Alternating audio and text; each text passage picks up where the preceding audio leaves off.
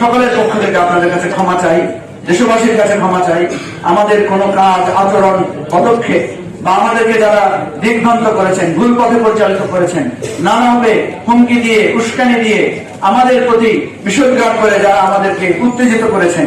আমরা মনে করি সব কিছুর পর্যালোচনার পরে আমরা একটা নতুন অভিযাত্রায় আসতে চাই। সেই ঘোষণা থেকেই, সেই উপলব্ধি থেকেই আজকে আমরা আমাদের নতুন এই রাজনৈতিক জোটের আমরা ঘোষণা করব। আমাদের পক্ষ থেকে যিনি এই জুলাই গণ অভ্যুত্থানের নেতৃত্বের সামনে সারিতে ছিলেন, যিনি গ্রেফতার হয়েছেন, যিনি ঘুমের শিকার হয়েছিলেন, নির্যাতনের শিকার হয়েছিলেন, তারপরে দমে না গিয়ে নানা কৌশল এবং নানা কর্মসূচির মধ্য দিয়ে দেশবাসীকে এই বিপ্লবের জন্য, এই গণ অভ্যুত্থানের জন্য জাগ্রত রেখেছিলেন, তাদের সকলের পক্ষ থেকে, আমাদের সকলের পক্ষ থেকে আমাদের ভাই, আমাদের বন্ধু নাহিদ ইসলাম আজকে আমাদের এই নতুন রাজনৈতিক ঐক্য এবং সামনের পথ চলার বিষয়ে আপনাদেরকে ঘোষণা দিবেন।